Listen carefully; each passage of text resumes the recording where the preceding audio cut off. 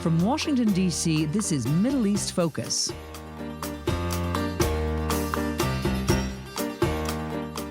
Hello, and welcome to Middle East Focus, a weekly podcast on regional affairs and U.S. policy, produced by the Middle East Institute in Washington, D.C. I'm Alistair Taylor, MEI's editorial director.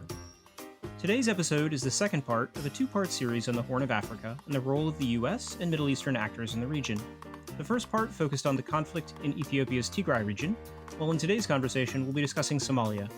We'll be touching on its trajectory under the past few administrations, security conditions, the role of external actors, including the African Union, the Gulf states, Turkey, and the US, as well as its recent and long-delayed presidential election. You can subscribe to Middle East Focus on Spotify, Apple Podcasts, and other podcast providers. I'm joined today by Guled Ahmed, who's a non-resident scholar at MEI and a longtime observer of Somali politics. He's also a renewable energy and water infrastructure expert and an entrepreneur. Guled, welcome back to the program, and thank you very much for joining us today. Thank you. Guled, Somalia recently experienced significant delays to its presidential election. For our listeners who might not follow Somali politics as closely as you do, can you provide some background about how elections have played out previously and the trajectory of the country under the past few administrations? So, implementing an election, you need two things to go right. One is to have a secure environment. And second is all the political stakeholders are into agreement on the process of the implementation of the election. So if you look before Farmajo came, there were President Sheikh Sharif and President Hassan Sheikh, and both of them implemented elections in the past successfully and progressed through democratization, encouraged the democratization, and also transferred the power peacefully. For example, Sheikh Sharif was the first president in Somalia in the post-civil war who have allowed and implemented election to be held in Somalia, inside Somalia, before it used to be held outside Somalia. And in order to do that, he made the Mogadishu secure and basically kicked out Al-Shabaab, and also worked with the political stakeholders to implement the election free and fair, transparent. And he transferred the power peacefully to his successor, who was President Hassan Sheikh. And President Hassan Sheikh built on that and continued improving security and also building on democratization in Somalia, which he succeeded on that. So President Hassan Sheikh, what he has done is, in addition to Sharif, was he's taken the task of taking Somalia to democratization, basically aligning all federal states. So he created new federal state, Jubaland, and another Hirshabelle state, which was new, last one. And Somalia has a 5-member federal state. And then allowed the election to happen. In the meantime, also, he allowed the democratization process to take place. People can demonstrate and demand their rights, whatever they have, and at the same time also build the security. And he transferred the power after he lost the election to Farmajo, who's been elected at the time in 2017. To take one step back, Hassan Sheikh also implemented the roadmap for one person, one vote. So the task of Farmajo was to carry on the security improvement, implementing the election of one person, one vote for the first time in 60 years, never happened in Somalia. Now, instead, Farmajo went the opposite. He started dismantling the Somalia federal system to begin with. He started with expelling the Mogadishu mayor, Thabit, at the time. The interesting thing about Mogadishu is Mogadishu residents are called Banadri state. They don't have a representative in the parliament. Basically, they are taxed without representation. This is the only entity in Somalia who pays tax to the federal system. The other federal member states do not pay one single cent tax to or contribute to economically to the federal member states.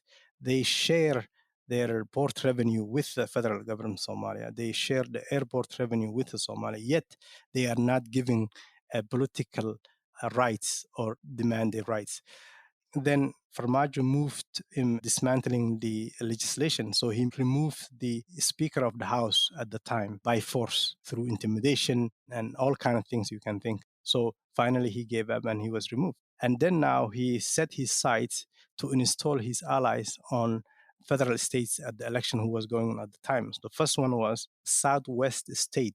Instead of working the Southwest State, basically he sent a special army to rig the election and also kidnap the presidential candidate at the time, who was a former Al-Shabaab who gave up politically. Now he was running for president. He was very popular in that state, and he was somebody who was fighting against Al Shabaab.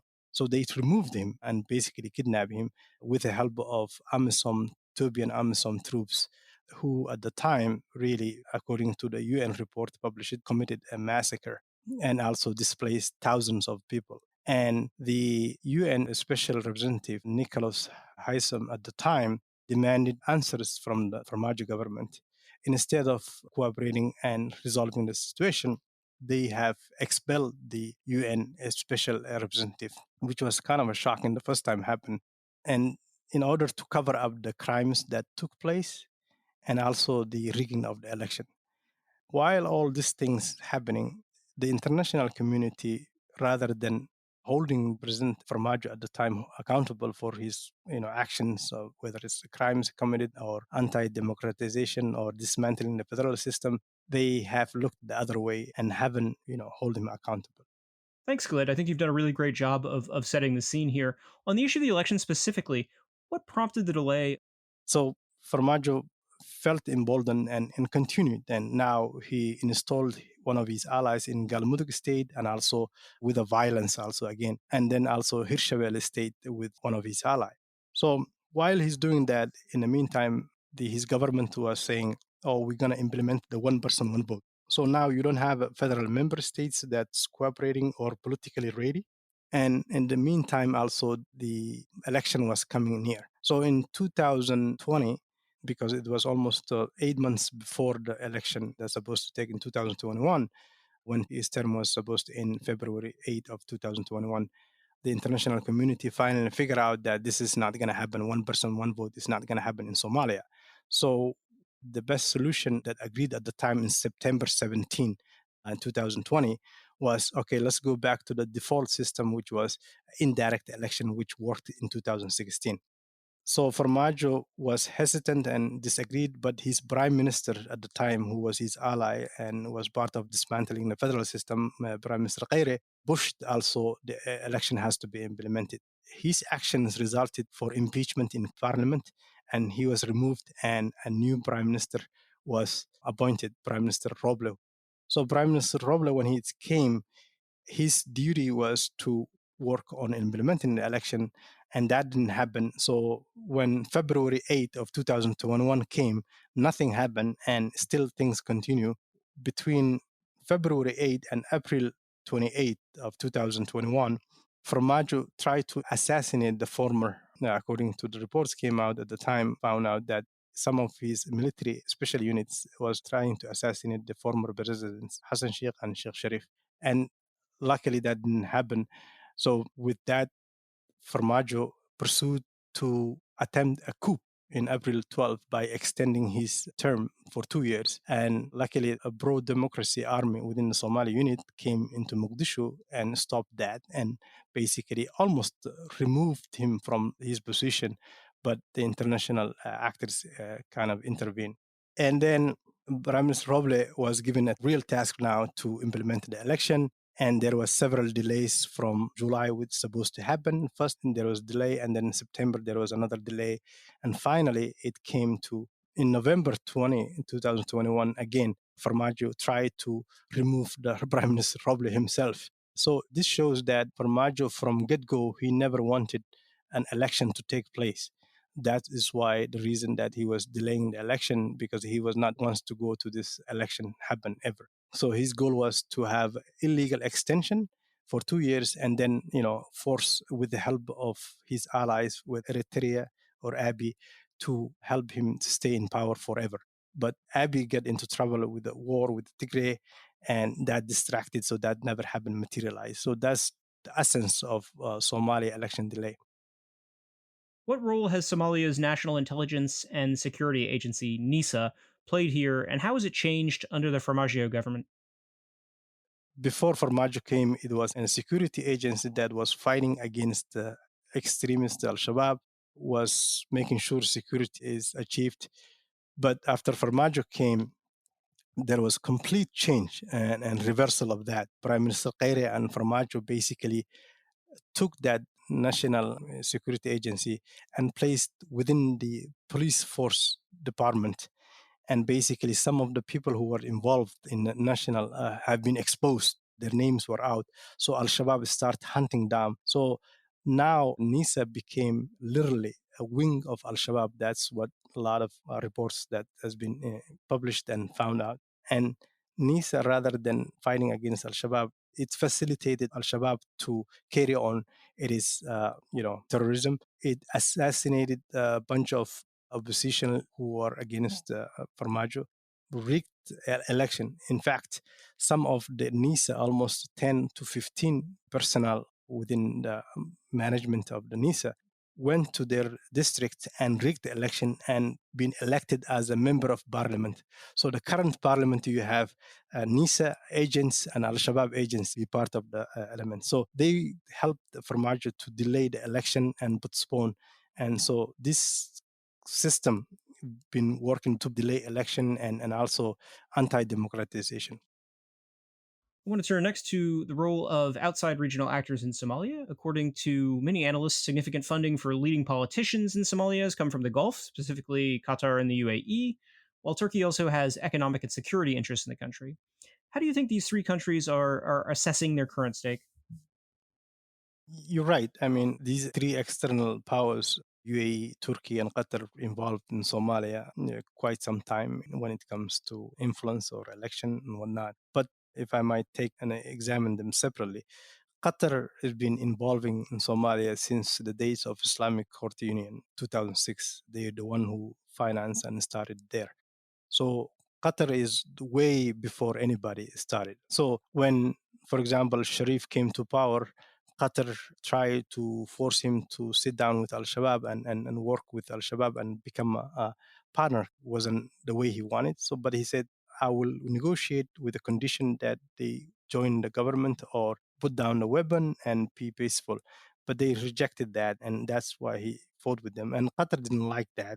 Between that, also, one particular person people are not talking about, and I want to mention that, is Qatar cannot facilitate all this without help from somebody on the ground. And that person, that main contact, was Fahd Yassin, who a lot of Somalis call the Qatari agent. Basically, he was the person who's responsible a lot of this chaos. He was also the director of a NISA agent that dismantled all this happened. So he was part of the election in 2012. And again, Qatar had a plan to unite Muslim Brotherhood and also some of elements of the Muslim Brotherhood in Somalia. They were trying to build alliance, President Morsi of Egypt and also President Hassan Sheikh and also Turkey. And Morsi has been taken out the equation because of the Egypt crisis that happened. And so Qatar tried to push its position and make one of their ally, Fahd Yassin, to be big position to take a national security in Somalia, and President Hassan Sheikh at the time refused. So now they try to push Hassan Sheikh out and bring Farmajo in. At the same time, UAE was also involved on financing some of these elections, for example, Hassan Sheikh, but they were also financing some other candidates too. Turkey involvement in Somalia somewhat was different from when it came and how it turned out now. When it came as aiding Somalia when it had the humanitarian crisis, and it started investing a lot of infrastructure. But when you look at what Turkey was doing in Somalia, basically the only thing you can come up with, and I've done some studies on this, that Erdogan pretty much was trying to exploit Somalia fragility. When I say that is because Turkey has an Mogadishu port agreement and an airport revenue sharing. When you look at the data, you can see that Somalia is not getting the benefit of the revenue sharing the way they want it. And UAE is the only that is probably interested in Somalia to achieve stability or peace. That's the only one I can see, because UAE also invested Somaliland, DP Wall, almost have $1 billion. And if you add up the total foreign direct investment UAE invested Somaliland is somewhere close to $3 billion. UAE also is funding Jubaland, one of the member states in Somalia army, and also Puntland state. UAE import almost 195 million from Somalia. The revenue, Somalia earns $195 million revenue from UAE. In comparison, Turkey which is very exploitive. It imports almost $295 million to Somalia, and it only exports maybe $3 to $4 million. So the trade balance between Somalia and Turkey, and when you compare it to trade balance between UAE and Somalia, is way different. And you can see Turkey is taking advantage of Somalia, and Turkey also building Somalia army is trained almost as of now around 5 to 6 thousand, and you can say 80% of that train are used to fight the federal member states instead of Al Shabaab. And Turkey basically is politicizing the Somali national forces and is also selling its Turkish made weapons, which is not compatible with what Somali national forces have. And all the Turkish trained Somali national forces never fought hard with Al Shabaab. And you can say 90% of the time they never fought. Instead, they've used for political purposes. So, in essence, you can say Turkey is probably building an army in Somalia that it can use against whoever is against her interest in Somalia, which is very scary. Another important recent development has been the official end of operations by the African Union mission in Somalia, AMISOM, and the handover to the African Union Transition Mission in Somalia, or ATMIS. How significant is that change, and how do you assess the African Union's involvement and the outlook for the fight against extremism more broadly? So let's take it back before Farmajo, right? Let's evaluate based on during the Sheikh Sharif and during Hassan Sheikh and also during Farmajo. During Sheikh Sharif, AMISOM effectively worked with President Sheikh Sharif then, especially the army under AMISOM and the Kenyan, and pushed Shabab outside Mogadishu and also pushed them all the way to the other regions. So they successfully and coordinated, and they have achieved a lot in terms of the security AMISOM at the time during the Sheikh Sharif, because that government was cooperating with AMISOM. During Hassan Sheikh also, he continued working with AMISOM and pushed war against Al-Shabaab.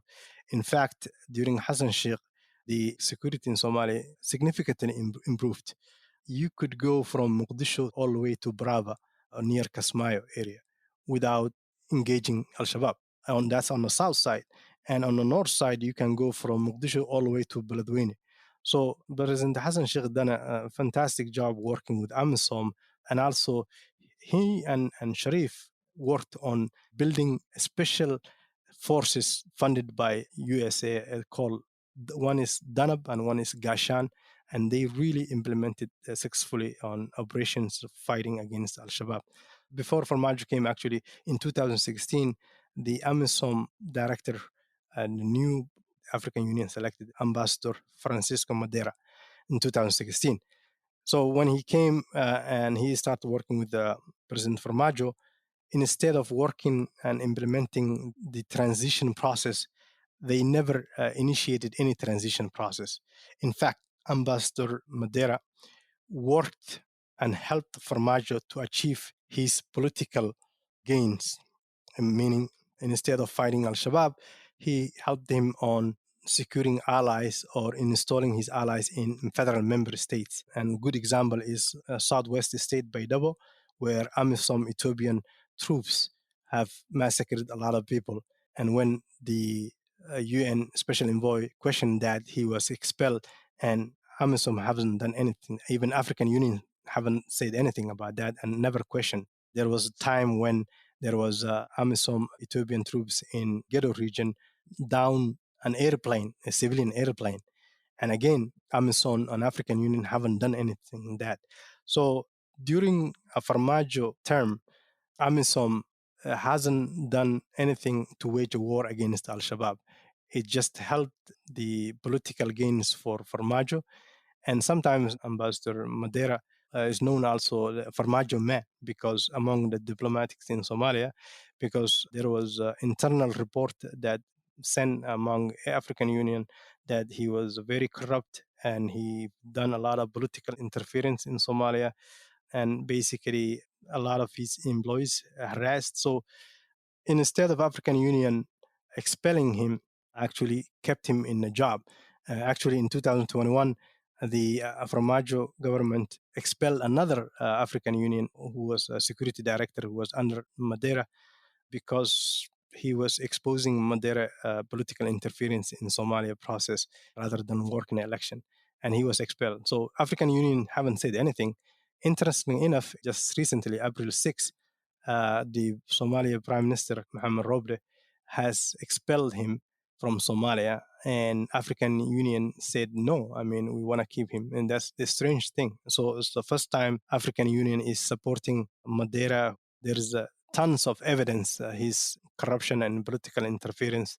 So all these things, when they came out, and the prime minister decided to expel him for a good reason, and which was a long time due. It should have been done a long time ago.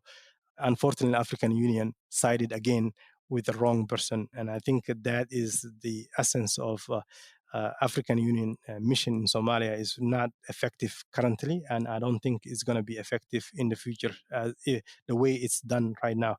The current African Union has been transitioned. It's called African Transition Mission in Somalia. Basically, it's literally changing the name. It's not going to bring a new mandate of delivering security and working with the political process in Somalia. In 2020, I wrote a study about the AMISOM, how it's supposed to happen in Journal in Horn Africa. One of my suggestions was AMISOM should have been transitioned under UN for 5-year mandate so that they can be held accountable because African Union is not delivering its job. And at least remove the neighboring countries, especially Ethiopia and Kenya, who have a lot of political interest in Somali security and development. So that is my take in AMISOM. What are your key takeaways from the May 15 election?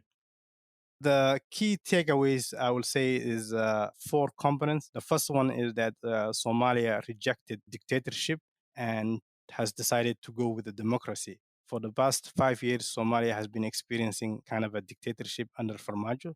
So therefore, this election shows that Somalia took the path to democracy, and he was defeated by 2-1 during the election vote. The second component is Somalia has realized that indirect election is not a sustainable solution to move towards democracy. So people realize that the only way to do that is to go with one person, one vote. And based on the experience from indirect election, it invites corruption, political violence, and basically disrupting the democracy system in Somalia.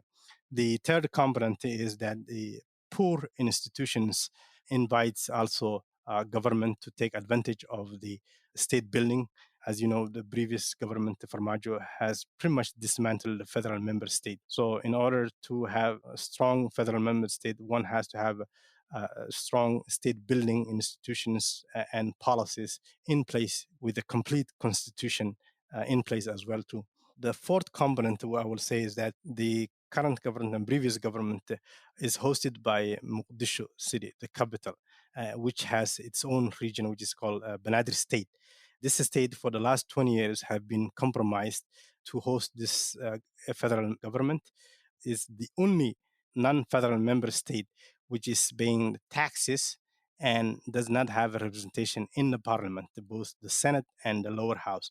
And people realize that it's time to build Banadr state as a priority to complete the part of the constitution and also to implement one person, one vote. Finally, before we conclude, where do you see things going from here? President Hassan Sheikh Mahmoud has been president, and I was impressed what he has done so far today. So let's look at it. So the first thing he has done is he jumped on and called IMF to extend budgetary support for Somalia and also to keep Somalia debt relief $3 billion on the track. I understand that because this is his baby. Pretty much, he started this initiative of debt relief and financial reform since 2013. So he understands the importance of that. Second thing he's done, and I was quite impressed with this, is that he appointed for the first time a drought relief envoy, basically to work with international organizations and regions who don't have access to aid, and basically to implement his own mantra, which is basically Somali led, Somali owned. So this is what he believes, that to take Somalia to a self-reliant country. Third thing he've done is, because Somalia had the previous government aligned so much with Qatar, so he has reset the foreign policy and basically called the UAE government and basically reset that relationship. And that is something quite new for the Somali for a while. And he visited a region called Baydabo, Southwest State, which has been hammered by the humanitarian crisis. Reason why is that it was because this state has been experiencing for the last 3 years what we call Al Shabaab aid block. As you know, Al Shabaab politicized and weaponized aid and climate change. And basically, they block this region for ever accessing food security and whatnot. And also, it has been hammered by conflict and whatnot. So he's doing two things. One is the reconciliation for this state, and also addressing the humanitarian crisis for Southwest state. So I'm quite impressed the tasks he has achieved. So moving forward, he might face some challenges. So the first thing is the security economy, which is really in a depression in Somalia, and also the other factor, which is the external factor influences. So he might experience what I call push and pull foreign diplomacy, influence in Somalia. So those are the things that I can say moving forward with Hassan Sheikh government will face and it has achieved so far. That's all the time we have for this week, but thank you, Guled, for joining the program once again. Thank you. In case you missed it, the first part of the Horn of Africa series focusing on Ethiopia was released last week, and you can find it in our list of previous episodes. I'd also like to thank our listeners for tuning in, and to our production team for their work on this week's episode. You can follow MEI on Twitter, Instagram, Facebook, and YouTube, and subscribe to our email newsletters for the latest analysis and information about upcoming events. I'm Alistair Taylor. We will see all of you next week. This has been a presentation of the Middle East Institute. To support MEI's programs and podcasts, please donate at www.mei.edu.